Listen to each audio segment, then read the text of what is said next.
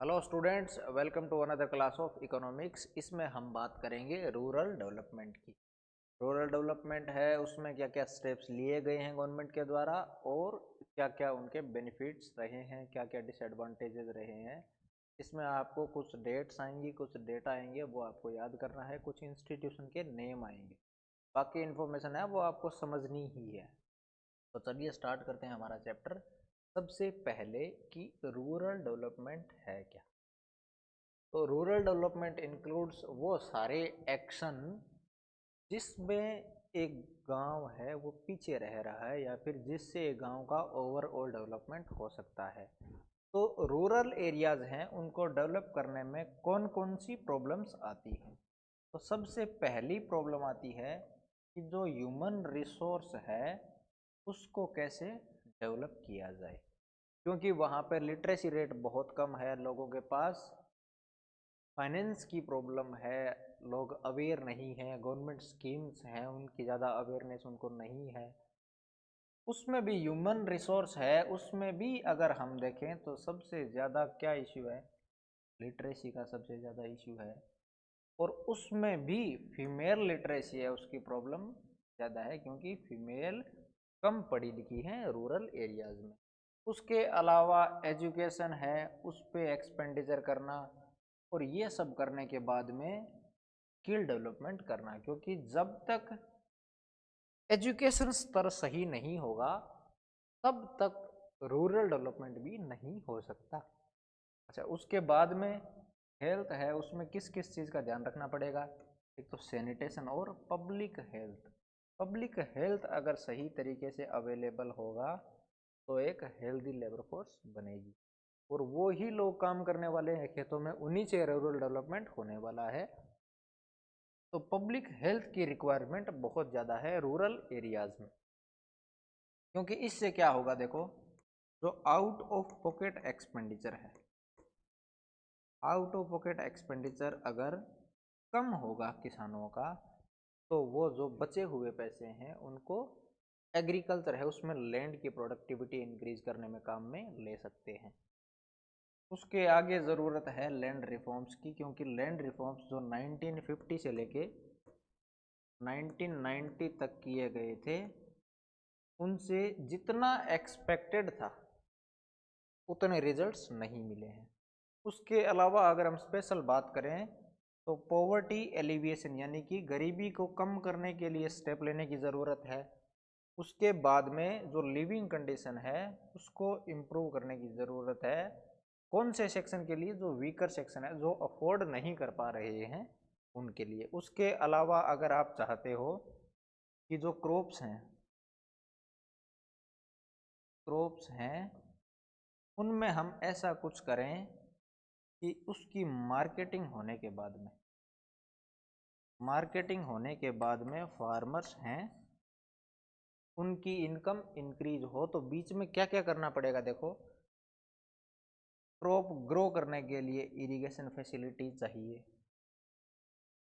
और इलेक्ट्रिसिटी चाहिए, यानी कि इलेक्ट्रिसिटी और इरिगेशन दोनों फैसिलिटीज़ आपको एक साथ प्रोवाइड करनी पड़ेंगी। क्रेडिट यानी कि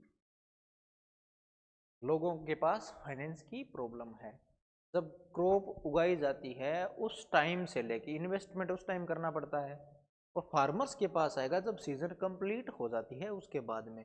तो इतने टाइम पीरियड के लिए उनको क्रेडिट यानी कि लोन की ज़रूरत भी पड़ती है, तो ये भी प्रॉब्लम है।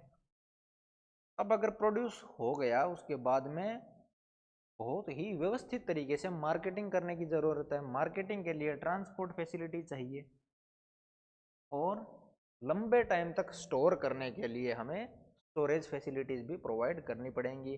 ट्रांसपोर्टेशन में रोड्स हैं वो प्रोवाइड करनी पड़ेंगी सही तरीके से, और एग्रीकल्चर है उसमें रिसर्च करने की ज़्यादा ज़रूरत है ताकि पेस्टिसाइड्स हैं उनका सस्टेनेबल वे में यूज़ किया जा सके। तो ये की इश्यूज हैं रूरल डेवलपमेंट में। अब आगे देखते हैं कि रूरल क्रेडिट क्या है और उसकी ज़रूरत क्यों पड़ती है, कौन कौन से सोर्सेज हैं जिनसे रूरल क्रेडिट अवेलेबल करवाया जाता है। रूरल क्रेडिट यानी कि लोगों को पैसे दिए जाते हैं कुछ टाइम पीरियड के लिए, और अगर वो गवर्नमेंट के थ्रू यानी कि जितनी भी गवर्नमेंट मशीनरीज हैं, कॉमर्शियल बैंक्स हो गई, रीजनल रूरल बैंक्स हो गई, उनके थ्रू अगर कोई लोन लेता है तो वो सब्सिडाइज रेट पे मिलेगा। ये फार्मर्स की डायरेक्टली हेल्प करने के लिए और रूरल डेवलपमेंट है उसको अचीव करने के लिए स्टेप लिया गया है। क्यों जरूरत पड़ती है? देखो, क्रॉप सोइंग से लेके और realisation of income after production is quite long, यानी कि बहुत ज़्यादा टाइम पीरियड होता है क्रॉप उगाने और प्रोडक्ट को बेचकर इनकम लाने में। अब उतने टाइम पीरियड के लिए देखो कि सीड्स हैं उनकी भी ज़रूरत रहेगी, फर्टिलाइजर्स की ज़रूरत रहेगी, टूल्स हैं उनकी ज़रूरत पड़ेगी, इम्प्लीमेंट्स की ज़रूरत पड़ेगी, और भी बहुत सारे पर्सनल एक्सपेंसेज हैं जैसे मैरिज हो गई, डेथ हो गई, रिलीजियस सेरेमनीज हो गई। इन सब के लिए रूरल एरियाज में क्रेडिट की ज़रूरत पड़ती है। तो रीज़न क्या है कि रूरल क्रेडिट प्रोवाइड करना पड़ रहा है? एक तो टाइम गैप क्रॉप सोइंग और रियलाइजेशन ऑफ इनकम है उसके बीच में ज़्यादा है। सेकंड ये है कि सीड्स, फर्टिलाइज़र और बाकी इम्प्लीमेंट्स हैं उनके लिए भी किसान है उनको बोरोविंग करनी पड़ती है, और उसके अलावा पर्सनल एक्सपेंसेस भी हैं। अब ये है कि क्रेडिट है उसको मैनेज कहाँ से किया जाए, यानी कि कहाँ से क्रेडिट मिल सकता है, कहाँ कहाँ से लोन मिल सकता है, कहाँ कहाँ से पैसे मिल सकते हैं। उसके दो सोर्सेज हैं। देखो, नॉन इंस्टीट्यूशनल, यानी कि जहाँ पे कोई एक वेल एस्टैब्लिश्ड इंस्टीट्यूशन है वो लोन प्रोवाइड नहीं कर रहा है। इसी का दूसरा नाम क्या है? Informal source. अब उसमें क्या क्या आते हैं देखो, एक तो मनी लेंडर जो उधार देने वाले हैं उनसे लिया जा सकता है, सेकंड जो ट्रेडर हैं उनसे लिया जा सकता है, और तीसरा रिलेटिव से लिया जा सकता है। लेकिन इसमें क्या है कि रेट ऑफ इंटरेस्ट है वो बहुत ज़्यादा रहेगी। अगर रेट ऑफ इंटरेस्ट ज़्यादा है बहुत, तो फार्मर अगर प्रोडक्ट को बेच के बाद में भी अगर पैसे चुकाता है तो वो पूरे पैसे चुकाने में असमर्थ होता है। इसी को क्या कहा है? डेट ट्रैप, यानी कि वो उधार लेता है और उसी उधारी में फंसा रहता है।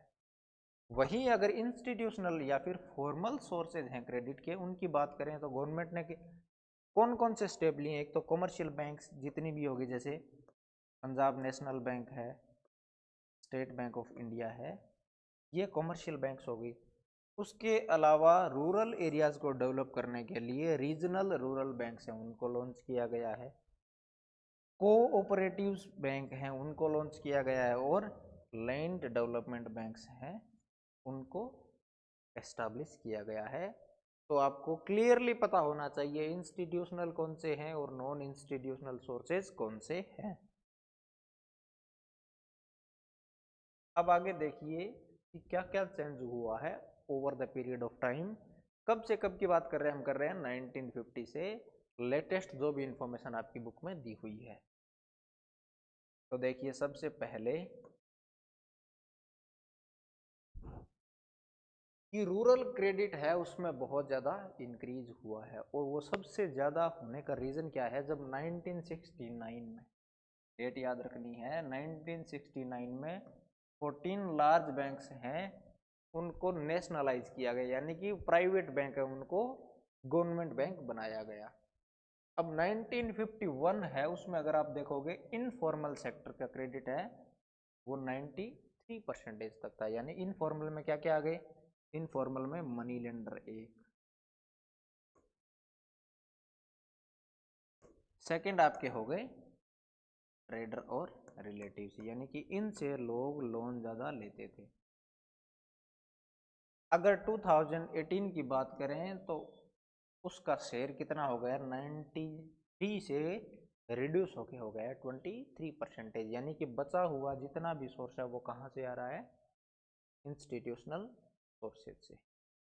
अब उसके बाद में कुछ इंस्टीट्यूशंस देखते हैं। सबसे पहले नाबार्ड। नाबार्ड की फुल फॉर्म क्या है? National bank for agriculture and rural development. कब एस्टैब्लिश हुआ ये? 12 जुलाई 1982। डेट आपको याद रखनी है, 12 जुलाई 1982। इसका काम क्या है? जितने भी इंस्टीट्यूशंस हैं जो काम कर रहे हैं रूरल एरियाज है उसके फाइनेंस सिस्टम को इम्प्रूव करने के लिए उन सब को कोऑर्डिनेट करने का काम है नाबार्ड का। यानी रूरल डेवलपमेंट के लिए कोई एपेक्स बॉडी अगर आपको पूछा जाए तो वो कौन सी है? नाबार्ड। अच्छा, उसके अलावा क्या करती है? रूरल इंफ्रास्ट्रक्चर डेवलपमेंट फंड भी नाबार्ड ने क्या किया है?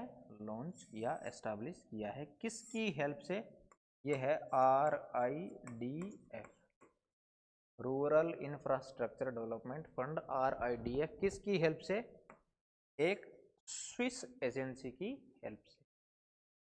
उसके बाद में देखो कि ये जो फंड है वो क्या क्या कवर करता है। वो सारी चीजें जो एक किसान को जरूरत होती हैं, जैसे इरिगेशन है, रूरल रोड्स है, हेल्थ है और एजुकेशन, सोइल कंजर्वेशन, इन सब को कवर करता है ये नाबार्ड का जो प्रोग्राम है, रूरल इंफ्रास्ट्रक्चर डेवलपमेंट फंड। किसकी हेल्प से? स्विस एजेंसी की हेल्प से इसको बनाया गया। नेक्स्ट है regional rural banks. Regional rural banks है, उनको कब लॉन्च किया गया? 2 अक्टूबर 1975। और ये एक या एक से अधिक डिस्ट्रिक्ट को कवर करती हैं। प्राइम काम इनका क्या है? रूरल डेवलपमेंट के लिए क्रेडिट अवेलेबल करवाना कम रेट पे।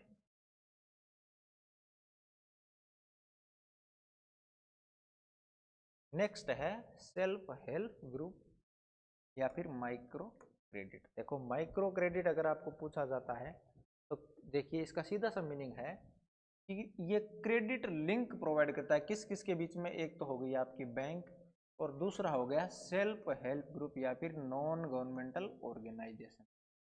तो इनके बीच में क्रेडिट का लिंक एस्टैब्लिश करना ही क्या है? माइक्रो क्रेडिट प्रोग्राम है। अब इसकी ज़रूरत क्यों पड़ी? देखो, इसकी ज़रूरत इसलिए पड़ी कि बहुत सारे किसान ऐसे हैं जिनके पास क्या नहीं है? कोलेट्रल यानी कि प्रॉपर्टी नहीं है लोन लेने के लिए। तो वो ऑटोमेटिकली क्या होते थे? जो क्रेडिट प्रोग्राम है उससे एक्सक्लूड हो जाते थे। अब SHG यानी कि सेल्फ हेल्प ग्रुप है, उसमें क्या होता है कि बहुत सारे मेंबर्स होते हैं, वो मंथली कुछ पैसे कंट्रीब्यूट करते हैं, ये फंड क्रिएट हुआ। उसके बाद में एक इंडिविजुअल जो भी फार्मर या मेंबर है उसको अगर ज़रूरत पड़ती है तो कम रेट पे क्या होता है कि लोन प्रोवाइड किया जाता है। अब अगर मैं देखूं कि इसकी सक्सेस क्या है, जो माइक्रो क्रेडिट प्रोग्राम है उसकी सक्सेस क्या है, तो सक्सेस ये है कि इसमें रिकवरी रेट है वो 98% है। यानी कि 98% चांस है कि जो आपने लोन दिया है वो वापस आएगा। और इसके अलावा फार्म सेक्टर है, उसके अलावा नॉन फार्म सेक्टर है, उसमें भी जो सेल्फ एम्प्लॉयड वुमेन है उसमें सबसे ज़्यादा सक्सेस देखने को मिली है। अब है एग्रीकल्चर मार्केटिंग। देखो, एग्रीकल्चर मार्केटिंग में क्या क्या इंक्लूड होता है। अब यहाँ तक आपने क्या कर लिया है? प्रोडक्शन है वो आपका कंप्लीट हो चुका है। उसके बाद में देखो, असेंबल करना, उसको एक जगह इकट्ठा करना, लंबे टाइम तक उसको स्टोर करने के लिए या फिर उसकी सेल्फ लाइफ इम्प्रूव करने के लिए स्टोरेज की ज़रूरत है, उसकी प्रोसेसिंग करने की ज़रूरत है और फिर उसको ट्रांसपोर्टेशन करने की ज़रूरत है। उसके बाद में पैकेजिंग भी होगी, ग्रेडिंग होगी, उसमें जो लो क्वालिटी के फूड ग्रेन्स होंगे उनको अलग किया जाएगा। और फिर उसके बाद में क्या होगा कि बहुत सारी एग्रीकल्चरल कमोडिटीज़ हैं उनको पूरे देश में डिस्ट्रीब्यूट किया जाएगा। तो ये सारी प्रोसेस भी उतनी ही इम्पोर्टेंट हैं जितने हमारे इनपुट्स यानी कि सीड्स, फर्टिलाइजर्स ज़रूरी हैं उतने ही। अब देखिए कि इसकी इतनी ज़्यादा क्या ज़रूरत है कि अलग से एग्रीकल्चर मार्केटिंग के लिए स्टेप्स लिए जा रहे हैं। सबसे बड़ी बात तो कि जो वेइंग सिस्टम है, वेट का सिस्टम है, वो बहुत जगह पे फॉल्टी मिलता है और जो अकाउंट्स है उनका मैनिपुलेशन भी किया जाता है। तो एक रीज़न तो ये हो गया। दूसरा ये कि जो लोन लेते हैं कहाँ से? मनी लेंडर से। वो क्या करते हैं?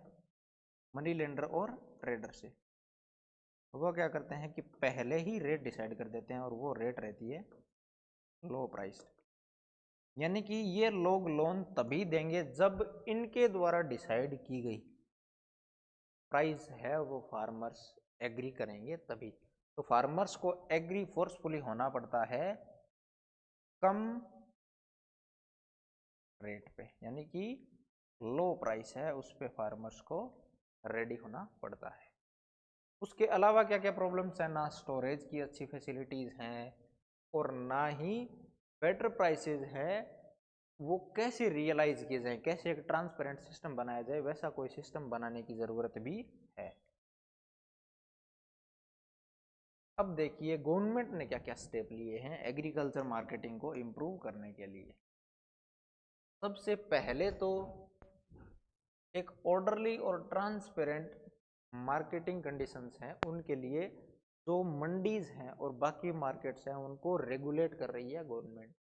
उसके अलावा गवर्नमेंट फिजिकल इंफ्रास्ट्रक्चर में रोड्स प्रोवाइड कर रही है, प्रधानमंत्री ग्रामीण सड़क योजना, रेलवेज प्रोवाइड किए जा रहे हैं, वेयर हाउस प्रोवाइड किए जा रहे हैं, गोडाउन्स हो गए, स्टोरेज और प्रोसेसिंग की सारी यूनिट प्रोवाइड कर रही है गवर्नमेंट। और स्टोरेज में भी कोल्ड स्टोरेज है जहाँ पे पेरिसेबल कमोडिटीज यानी कि फ्रूट्स जो जल्दी खराब हो जाते हैं उनके लिए भी स्टोरेज फैसिलिटीज प्रोवाइड कर रही है। उसके अलावा कोऑपरेटिव मार्केटिंग है उसको भी बढ़ावा दिया जा रहा है। ठीक है, उसके अलावा देखो कौन कौन से स्टेप्स लिए हैं। पहला, मिनिमम सपोर्ट प्राइस गवर्नमेंट क्या करती है, अनाउंस करती है। मिनिमम सपोर्ट प्राइस क्या है कि गवर्नमेंट क्रॉप की सोइंग से पहले ये अनाउंस कर देती है कि इस साल की जो आपकी क्रॉप होगी उसकी प्राइस गवर्नमेंट प्राइस क्या रहेगी, यानी कि उससे नीचे मार्केट में सेलिंग नहीं हो सकती।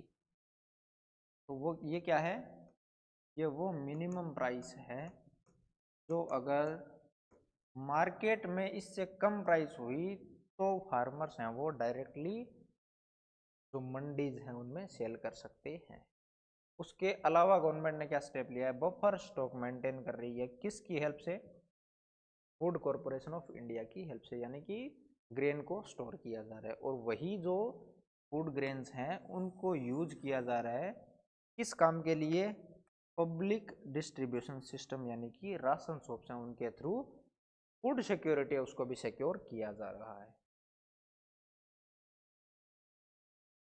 नेक्स्ट है रोल ऑफ कोऑपरेटिव। जो कोऑपरेटिव बैंक्स हैं उनका क्या रोल है एग्रीकल्चर में या फिर रूरल डेवलपमेंट में, रूरल क्रेडिट में। 1951 की बात करें तो कितने परसेंटेज शेयर था, 3.1% शेयर था सिर्फ रूरल क्रेडिट में कोऑपरेटिव्स का, यानी कि कोऑपरेटिव्स का ज़्यादा चलन नहीं था उस टाइम पे। अभी अगर बात करें तो कोऑपरेटिव्स हैं वो रूरल एरियाज की 96% पॉपुलेशन है उसको कवर कर रहे हैं। उसके साथ ही 35% क्रेडिट है, यानी कि 100% है उसमें से 35% क्रेडिट या फिर लोन किसकी हेल्प से जा रहे हैं, कोऑपरेटिव्स की हेल्प से जा रहे हैं। अब इसका एडवांटेज क्या है कि ये एक तो अल्टरनेट क्रेडिट सोर्स हो गया, यानी कि जितने ज़्यादा सोर्स होंगे उतनी ही रेट ऑफ इंटरेस्ट कम रहेगी, कमर्शियल बैंक्स होगी, रीजनल रूरल बैंक्स हो गई, तो उसके अलावा एक अल्टरनेट सोर्स हो गया पहली बात। दूसरी बात, रूरल क्रेडिट है वो कम रेट पे मिल जाता है। और तीसरी बात, प्रोडक्टिव लेंडिंग होती है, यानी कि ये लेंडिंग कोऑपरेटिव्स के थ्रू होती है तो उनको पता रहता है कि किस फार्मर को कितनी ज़रूरत है और किस प्रोडक्टिव वे में इसको यूज किया जा सकता है। उसके अलावा फार्मिंग मेथड्स हैं उनको भी इम्प्रूव किया जा सकता है। अब आगे देखते हैं मार्केटिंग में कोऑपरेटिव्स का क्या रोल रहा है। तो देखिए एक बड़ा इंस्टीट्यूट NAFED, इसकी फुल फॉर्म आपको याद रखनी है, national agricultural cooperative marketing federation. ठीक है, अब ये क्या काम करता है, ये कुछ सेलेक्टेड एग्रीकल्चरल कमोडिटीज हैं उनको एक्सपोर्ट करने में हेल्प करता है। अब कोऑपरेटिव मार्केटिंग है वो भी आपकी 3 टाइप की हो सकती है। सिंगल कमोडिटी यानी कि कोई एक कोऑपरेटिव है जो सिर्फ एक ही कमोडिटी की सेलिंग में काम कर रही है, या फिर मल्टी कमोडिटी में काम कर रही है, यानी कि एक से ज़्यादा कमोडिटीज़ को वो सेल करने में हेल्प कर रही है। उसके अलावा मल्टीपर्पज़ यानी कि मार्केटिंग के अलावा और भी बहुत सारे फंक्शंस हो सकते हैं और बहुत सारी कमोडिटीज़ में हो सकते हैं। और अगर जनरली आपको पूछा जाए तो वो कोऑपरेटिव है, वो या तो 2 टियर यानी कि 2 लेवल की होगी, या फिर कुछ स्टेट हैं उसमें वो 3 लेवल की भी होती है। ठीक, या तो 3 टियर होगी या फिर 2 टियर होगी, यानी कि मिडल में कुछ है, यहाँ पे लोअर सेक्शन में कुछ है, और अपेक्स में एक बॉडी है कंट्रोल करने के लिए। नेक्स्ट है इमर्जिंग अल्टरनेट मार्केटिंग, यानी कि मार्केटिंग चैनल्स हैं वो कौन कौन से हैं, कौन कौन से सोर्सेज हैं जिनके थ्रू एग्रीकल्चर मार्केटिंग है उसको इम्प्रूव किया जा गया है। यानी कि हमें स्टेट वाइज देखना है, आपको सिर्फ याद रखना है कि कौन से स्टेट में कौन सा स्टेप लिया जा रहा है। अपनी मंडी है वो कहाँ पे है, पंजाब, हरियाणा और राजस्थान। उसके बाद में हर्ट्सपार मंडी आपकी पुणे में, रायतू बाजार है आपका वेजिटेबल और फ्रूट मार्केट के लिए आंध्र प्रदेश और तेलंगाना में, और उजावर शंडीज हैं आपकी फार्मर मार्केट्स इन तमिलनाडु। तो ये नेम आपको याद करने हैं, मे भी आपको मैच द फॉलोइंग में पूछ लें या डायरेक्टली भी पूछा जा सकता है।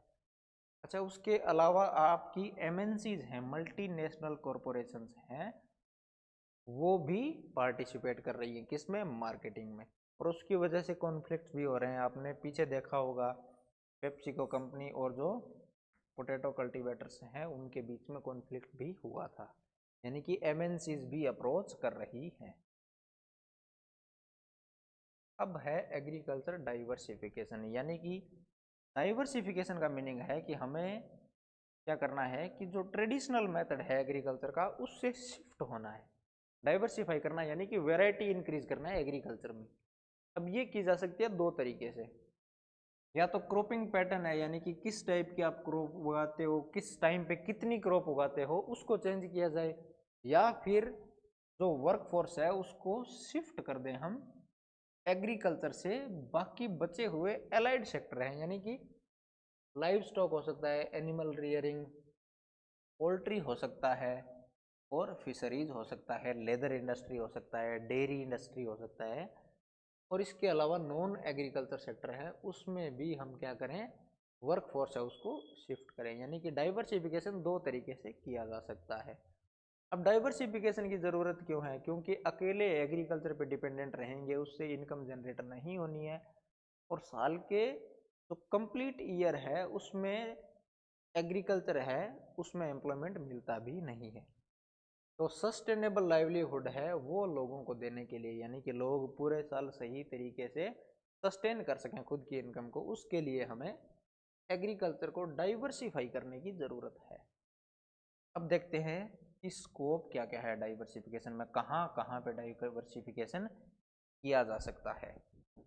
तो देखो सबसे पहले तो एग्रो प्रोसेसिंग इंडस्ट्रीज है, यानी कि एग्रीकल्चर कमोडिटीज़ हैं उनको प्रोसेस्ड फूड है उसमें कन्वर्ट किया जाए, या फिर फूड प्रोसेसिंग इंडस्ट्रीज है, जैसे अगर मैंगो को स्टोर नहीं किया जा सकता तो मैंगो फ्लेवर का कोई जूस प्रिपेयर किया जा सकता है, यानी कि उस फूड को प्रोसेस किया जा सकता है उसकी सेल्फ लाइफ को इम्प्रूव करने के लिए, यानी कि वो लंबे टाइम तक चले। उसके अलावा लेदर इंडस्ट्री है उसमें इन्वॉल्वमेंट इंक्रीज किया जा सकता है, टूरिज्म है उसको बढ़ावा दिया जा सकता है। इसके अलावा लाइव स्टॉक सेक्टर हो गया, यानी कि एनिमल रियरिंग है वो तो किया ही जा सकता है। उसके अलावा जितनी भी पहले होम बेस्ड हमारी इंडस्ट्रीज थी, जैसे पोट्री हो गई, क्राफ्ट्स हो गए, हैंडलूम्स हो गए, इनको भी बढ़ावा देने की ज़रूरत है, या यहाँ पे भी स्कोप है कि इनके थ्रू भी डाइवर्सिफाई किया जा सकता है एग्रीकल्चर को। अब है अल्टरनेट फार्मिंग, यानी कि इसके अलावा कैसे फार्मिंग की जा सकती है। एक तरीका जो इंडिया के सिक्किम स्टेट का सबसे ज़्यादा फेमस है वर्ल्ड में, और टोटल हेक्टेयर की आप बात करोगे तो ऑर्गेनिक फार्मिंग है वो इंडिया में सबसे ज़्यादा होती है। तो जो हमारा अल्टरनेटिव फार्मिंग मॉडल है वो है ऑर्गेनिक फार्मिंग। ऑर्गेनिक फार्मिंग में हम क्या करते हैं, जितने भी केमिकल्स हैं, फर्टिलाइजर्स हो गए, पेस्टिसाइड्स हो गए, हाई यील्डिंग वैरायटी के सीड्स हो गए, उन सब को हम यूज़ ना करके जो इकोसिस्टम है उसके अनुकूल जो भी हमें अवेलेबल होता है लोकली रॉ मटेरियल उसको यूज़ करके हम क्रॉप्स है उनको उगाते हैं। अब उसका एडवांटेज ये भी है कि उसकी डिमांड बहुत ज़्यादा है वर्ल्ड मार्केट में। तो ये हम देखते हैं कि एक ऐसा सिस्टम है जहाँ पे रिस्टोर, मेंटेन और एनहेंस किया जाता है इकोलॉजिकल बैलेंस और फूड सेफ्टी को। यानी कि फूड सेफ्टी का ऑब्जेक्टिव है वो भी आपका फुलफिल हो रहा है, और इकोलॉजिकल बैलेंस है यानी कि इन्वायरमेंट है वो भी आपका सुरक्षित रह रहा है। क्या करता है ये, जो महंगी एग्रीकल्चर इनपुट्स हैं जैसे हो गई high yielding variety seeds, chemical fertilisers और पेस्टिसाइड्स, उनकी जगह हम क्या करते हैं, जो नेचुरल खाद है उसको यूज करते हैं। अब इससे इनकम जनरेट होगी, एक तो एक्सपोर्ट से, क्योंकि एक्सपोर्ट के लिए इसकी डिमांड बहुत ज़्यादा है और इसमें एम्प्लॉयमेंट भी ज़्यादा है। दूसरी बात, इसमें न्यूट्रिशनल वैल्यू है वो केमिकल यूज करके जो प्रोड्यूस मिलता है उससे कहीं ज़्यादा है। और सबसे बड़ा एडवांटेज तो इसका यही है कि ये इन्वायरमेंट है उसके लिए बहुत ज़्यादा फ्रेंडली है, इन्वायरमेंटली सस्टेनेबल तरीका है एग्रीकल्चर का। अब देखो चैलेंज क्या क्या है कि अगर ऐसी बात है तो ऑर्गेनिक फार्मिंग है वो सही तरीके से क्यों नहीं हो पा रही, या फिर उसको बढ़ावा क्यों नहीं मिल रहा। देखो प्रोडक्टिविटी है एग्रीकल्चर की वो केमिकल फर्टिलाइजर से ज़्यादा है, तो उसकी वजह से फार्मर्स क्या कर रहे हैं कि शॉर्ट टाइम के लिए केमिकल फर्टिलाइजर्स को यूज कर रहे हैं और लॉन्ग टर्म बेनिफिट है उसको ध्यान में नहीं दे रहे हैं। अवेयरनेस और विलिंगनेस की भी कमी है, क्योंकि फार्मर्स को इनकम चाहिए शॉर्ट टाइम में, लॉन्ग टर्म के लिए उनके पास अवेयरनेस नहीं है। दूसरी, उतना इंफ्रास्ट्रक्चर भी नहीं है कि नेचुरल खाद मिल जाए, और सब्सिडाइज रेट पे गवर्नमेंट भी उतना अच्छा नहीं कर रही है। फिर जो यील्ड होता है यानी कि पर क्विंटल कितना उत्पाद हो रहा है या प्रोडक्ट हो रहा है वो भी ऑर्गेनिक फार्मिंग में कम है। हालांकि उसकी न्यूट्रिशनल वैल्यू बहुत अच्छी है लेकिन यील्ड है वो कम है। उसके अलावा उनकी शेल्फ लाइफ है वो भी कम हो सकती है, यानी कि कितने साल तक या कितने टाइम तक वो सुरक्षित रह सकते हैं। और इसके अलावा और भी सारी प्रॉब्लम्स या फिर ब्लेमिसेस उसमें होती है। उसके अलावा जो ऑफ सीजन क्रॉप हैं उनका प्रोडक्शन भी नहीं किया जा सकता, केमिकल फर्टिलाइजर्स की हेल्प से ही किया जा सकता है वो। अब अगर इंडियन ऑर्गेनिक फार्मिंग की बात करें तो सिक्किम है वो कंट्री का पहला ऑर्गेनिक स्टेट है। तो कौन सा है हमारा पहला ऑर्गेनिक स्टेट? सिक्किम। और इंडिया के पास highest percentage of organic farmers भी है, यानी कि वर्ल्ड के 30% शेयर में इंडिया का हिस्सा है। और 1.5 मिलियन हेक्टेयर लैंड है वो हमारा ऑर्गेनिक फार्मिंग के अंडर है। ऑर्गेनिक फार्मिंग के लिए एक प्रोग्राम भी लॉन्च किया गया है, परंपरागत कृषि विकास योजना, यानी कि ये फ्री सर्टिफिकेशन देता है कि आपकी कमोडिटीज हैं वो ऑर्गेनिक फार्मिंग के तहत उगाई गई हैं या नहीं है। क्योंकि ये सर्टिफिकेशन मिलता है उसके बाद में किसी कमोडिटी का एक्सपोर्ट पोटेंशियल इंक्रीज हो जाता है।